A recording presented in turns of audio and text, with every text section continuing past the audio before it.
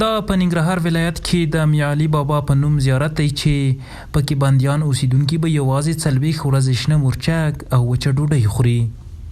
دغه زیارت د مینانو لیونیانو په زیارت هم مشهور دی چې د بېلابېلو سیمو خلک د خپل مراد پوره کېدو لپاره ورته راځي.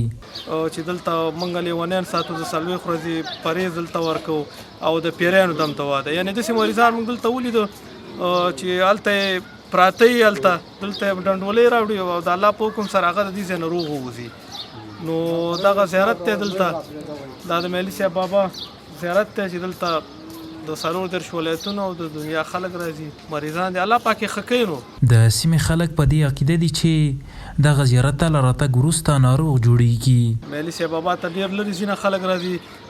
د خپل نوم یې سید محمد علي شاه دی، مشهور په مولوي صاحب دی چې د 4 ولایتونو نه، د پاکستان د کراچۍ نه، د لاهور نه ورته خلک راځي. په دې باندې مطلب عقیده لري هر څه الله پاک کوي، خو دلته خلک راځي.